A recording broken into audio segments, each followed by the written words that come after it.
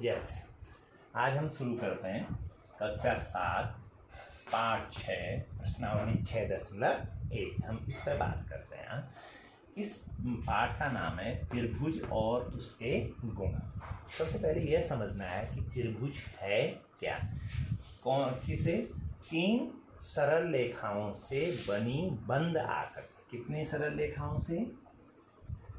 3 सरल रेखाओं से बनी बंद आकृति। यानी कितनी रेखाएं हो गई? 3। तो भुजा कितनी है इसमें? कितनी भुजाएं होंगी एक त्रिभुज में? 3 होंगी। ठीक। दूसरा क्या है? बंद आकृति क्या कहलाएगी? त्रिभुज। इसमें कितने कोण होते हैं? 3 कोण होते हैं। कितने शीर्ष होते हैं? शीर्ष भी कितने होते हैं? 3 होते हैं। ठीक है। सपोज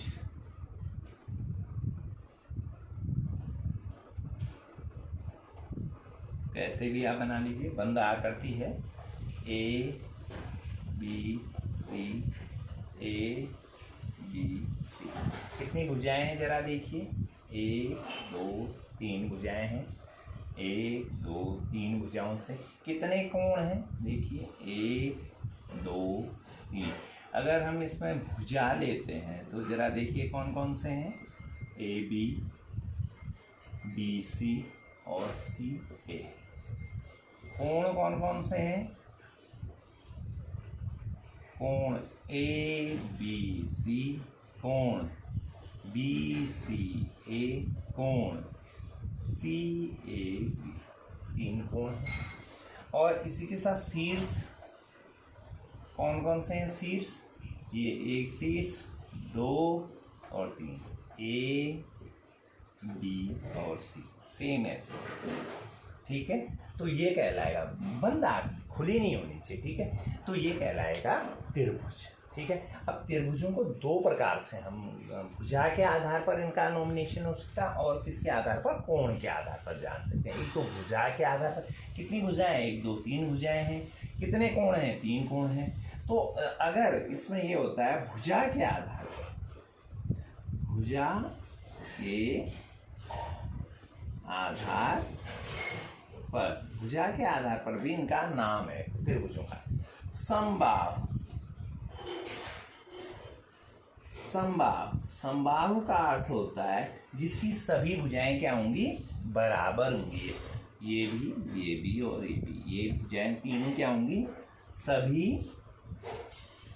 बराबर। कौन सी सभी बराबर? भुजाएं सभी बराबर होंगी तो समबाहु त्रिभुज कहलाएगा। ठीक है। फिर ऐसे आता है समद्विबाहु। समद्विबाहु किसकी? जिसकी कितनी भुजाएं होंगी? 2 भुजाएं बराबर। कितनी भुजाएं बराबर होंगी? सिर्फ 2 भुजाएं होंगी। ये अलग होगा, यानी अगर ये और ये बराबर हैं, ये अलग है, तो ये समद्विबाहु। और फिर आता है विषमबाहु। विषमबाहु माने जिसकी तीनों भुजाएं अलग अलग होंगी। ये अलग है। अगर ये हम ले लेते हैं, सपोज ये ले लेते हैं 8 और ये ले लेते हैं 5, ये ले लेते हैं 6, तो सपोज ठीक है अलग अलग हो जाए। माना हम लेके चल रहे हैं ये अलग है, ये अलग है और ये अलग है। ठीक है। ऐसे हम ऐसा ले सकते हैं इसको। ये 4 3 5 A B C। ये इसको ऐसे हम लिख सकते हैं, ऐसे लिख सकते हैं, मर्जी आपकी। तो यानी तीनों अलग अलग हैं। तो भुजा के आधार पर भी हम कोणों को, त्रिभुजों का नाम जानते हैं। समबाहु त्रिभुज, समद्विबाहु त्रिभुज और विषमबाहु। फिर ऐसे ही एक तो भुजा के आधार पर होता है और फिर आता है कोण के आधार पर भी त्रिभुजों का नाम होता है। कोण के आधार पर। ठीक है। कैसे? कौन कौन से होते हैं? पहला हम ले लेते हैं किसके आधार पर? कोण के आधार पर, कोण के आधार पर। ठीक है। सबसे पहले है न्यून कोण त्रिभुज ये, यानी जिसकी तीनों भुजाएं क्या होंगी, 90 अंश से कम होंगी, क्या कहलाएगा, न्यून कोण त्रिभुज, 90 अंश से कम है। फिर दूसरा आता है समकोण त्रिभुज। अब ये कोण के आधार पर है, दो प्रकार से, एक भुजा के आधार पर और एक कोण के आधार पर, ठीक। अब जो समकोण त्रिभुज है इसको हम ऐसे लिख सकते हैं, यानी ऐसा त्रिभुज जिसका एक कोण क्या हो, समकोण हो, यानी 90 अंश का हो, समकोण त्रिभुज कहलाएगा। और तीसरा है न्यून कोण, समकोण और अधिक कोण त्रिभुज, अधिक कोण त्रिभुज, यानी जिसका एक कोण 90 अंश से क्या हो, अधिक हो, 90 से ज्यादा है तो अधिक कोण, समकोण और न्यून कोण, ठीक। तो ये हमने कुछ त्रिभुजों के उनके गुण सीखे और त्रिभुज किस प्रकार के होते हैं, कोण के आधार पर और भुजा के आधार पर, ये हमने इस पर जाना। अब जो आता है हमारा एक्सरसाइज की बात करते हैं, ये तो ये चैप्टर का है कि उनके गुण। अब जो एक्सरसाइज की बात करते हैं 6.1, इसमें कुछ चीज़ें और सीखनी हमें जरूरी हैं। एक है माध्यिका और एक है आपका शीर्ष लंब। एक सीखेंगे हम अभी शीर्ष लंब और दूसरा सीखेंगे माध्यिका, या इसको हम कहेंगे मध्य बिंदु भी निकलता है इससे। वो क्या चीजें, दोनों चीजें एक साथ सीखेंगे, ठीक है, ये दोनों चीजें हम एक साथ सीखेंगे। अब आता है शीर्ष लंब। किसी भी त्रिभुज पे किसी भी शीर्ष से अगर उसकी भुजा पर कोई एक रेखा आ रही है और वो 90 अंश की है तो ये कहलाएगी ABCD। तो AD अगर परपेंडिकुलर है BC के, यानी कितने अंश का, BC पर कितने अंश का कोण बना रही है ना, कहां से आई, शीर्ष, तो ये AD कहलाएगी शीर्ष लंब। किसी भी शीर्ष से आ रही है, किसी भी शीर्ष, यहां से भी आ सकती है, यहां से भी जा सकती है, तो वो कहलाएगी शीर्ष लंब। अब आता है माध्यिका किसे, माना कोई एक त्रिभुज है और किसी शीर्ष से उस त्रिभुज पर किसी एक भुजा पर कोई एक रेखा आ रही हो और वह BC को बराबर भागों में, उस दूसरी भुजा जहां पर वो पड़ रही है वो बराबर भागों में बांट देती है, तो ये कहलाती है AD, यहां पर हो गई माध्यिका, और D हो गया यहां पर मध्य बिंदु। क्यों, क्योंकि इसने क्या किया, AD = BC कर दिया, बराबर भागों में बांट दिया, तो ये क्या कहलाएगी, माध्यिका कहलाएगी, ठीक। तो हमने कुछ चीजें सीखी। शीर्ष लंब, किसी शीर्ष से अगर सामने की भुजा पर 90 अंश का कोण बना रही है कोई भुजा, वो शीर्ष लंब कहलाएगी, ठीक है। और ये क्या कहलाएगी, अगर वो सामने की भुजा पर बराबर भागों में भुजा को बांट दे रही है तो ये कहलाएगी माध्यिका, और उस पर जहां पर बांट रही है जिस बिंदु पर, वो कहलाएगा मध्य बिंदु। ये हमने इसमें सीखा। अब हम शुरू करते हैं एक्सरसाइज जो 6.1 है, इसका जो पहला प्रश्न है इसको लेते हैं। क्वेश्चन नंबर 1 क्या है, त्रिभुज PQR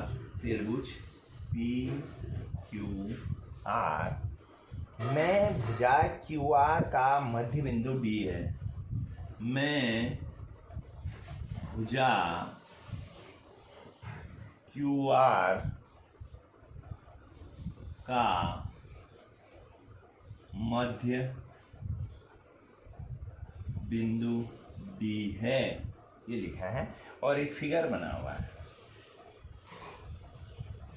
इसमें दो चीजें, एक है मध्य बिंदु और ये ऐसा फिगर बना है PQRMD,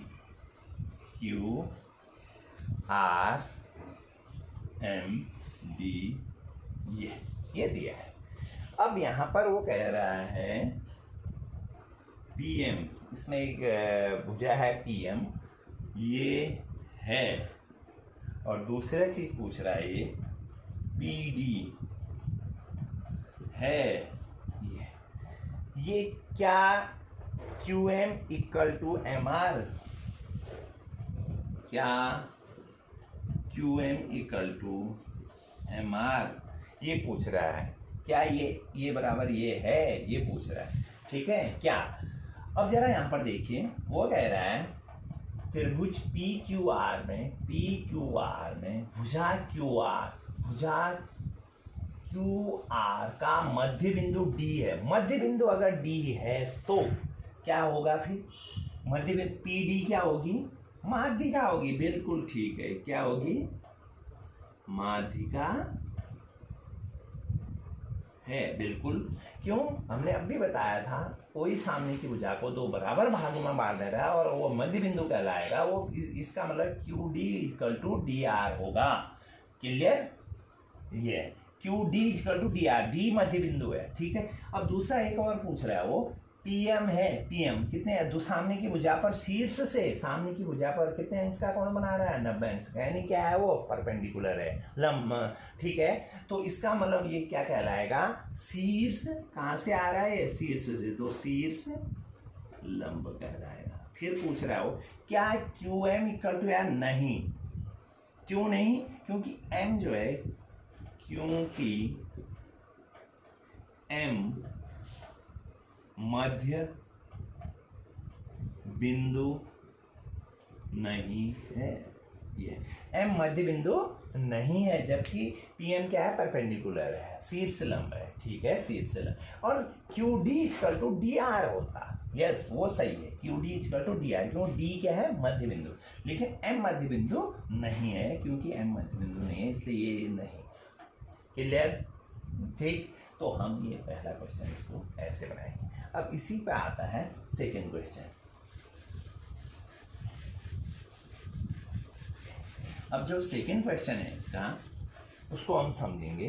क्या कह रहा है वो, क्वेश्चन नंबर 2 ये पूछ रहा है, ये कह रहा है निम्न के अनुमान से आकृति खींचिए। अनुमान से आकृति खींचनी है, अनुमान से आकृति ये करनी है। ठीक है। तो इसका जो पहला है वह है त्रिभुज एबीसी में बीई एक माध्यिका है। त्रिभुज एबीसी में बीई एक माध्यिका है, ये पूछ रहा हूं। ठीक है। अब यहां पर एक अनुमानी एक फिगर बनाना है। त्रिभुज ए बी सी में बीई, बीई ये बीई पूछ रहा है, माने बी शीर्ष कहां, कौन सा हो जाएगा, बी, उसके सामने से इस पर, यानी ए ई बराबर ई सी। तो माध्यिका क्या होगी, बी ई, ये और ये दोनों आपस में क्या है, बराबर करती है उसमें। तो ये एक फिगर बनी है। ऐसे ही फिर बी है, त्रिभुज पी क्यू आर में, त्रिभुज पी क्यू आर में पी क्यू और पी आर त्रिभुज के शीर्ष लंब हैं। पी क्यू और पी आर त्रिभुज के शीर्ष लंब हैं, ये कह रहा है। ठीक है। अब दो फिगर बनने, पी क्यू और क्यू आर में पहले त्रिभुज ले लेते हैं जी, पी क्यू आर ये त्रिभुज है। मैं पी क्यू और पी आर त्रिभुज के शीर्ष लंब हैं। किसके, पी क्यू और पी आर। पी क्यू ये शीर्ष लंब है। इसका मतलब क्या होगा, इसका अर्थ क्या हुआ कि ये कितने अंश का होना चाहिए। इसका मतलब है कि हमारा फिगर कुछ पी क्यू आर ये शीर्ष लंब है। यस, ये ऐसा फिगर इसका बनेगा। यानी ऐसा ना हो कि ये देखिए 90 अंश नहीं बनना है ना, तो ऐसा ना हो कि ये फिगर कैसा बनेगा, ऐसा बनेगा। क्यों, लंब है का अर्थ हुआ 90 अंश का कोण बना रहा है। कि कौन, पी क्यू। ठीक है। किस त्रिभुज में, पी क्यू आर में, पी क्यू आर में। ठीक। और दूसरा वो पूछ रहा है, फिर दूसरा एक और है, इसी को हम और बना सकते हैं। फिर पूछ रहा है वो कि पी आर शीर्ष लंब है। अब पी आर क्यू, अब शीर्ष लंब कौन है?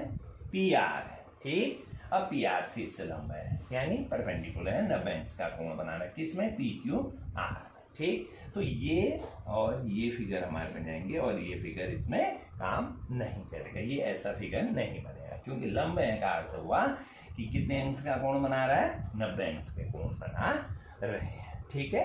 अब इस पे एक और है, नेक्स्ट है त्रिभुज एक्स वाई जेड में सी, त्रिभुज एक्स वाई जेड में त्रिभुज एक्स वाई जेड में वाई एल एक शीर्ष लंब उसके बहिर्भाग में है। वाई एल क्या है?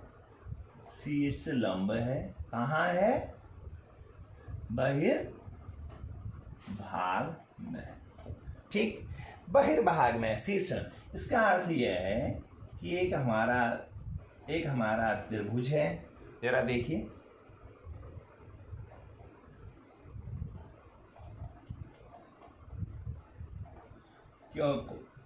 कौन क्या है? एक्स वाई जेड, और वाई एल कौन सा है? शीर्ष लंब बहिर्भाग। वाई एल है, बहिर्भाग माने त्रिभुज के अंदर नहीं है, त्रिभुज के अंदर तो ये है त्रिभुज, तो ये। अब शीर्ष लंब बहिर्भाग में है, तो ये ऐसे देखिए, ये बाहर है, तो यहां पर है, तो ये है एल, इससे बाहर है, बहिर्भाग में है। लंब माने 90 अंश का कोण बना है, अंदर नहीं है बल्कि बहिर्भाग, तो इसको हम ऐसे बना सकते हैं। तो इस प्रकार के प्रश्नों को हम इस एक्सरसाइज में समझ गए हैं कि माध्यिका क्या है, शीर्ष लंब क्या है, कैसे हम इसको दर्शाते हैं, ठीक है।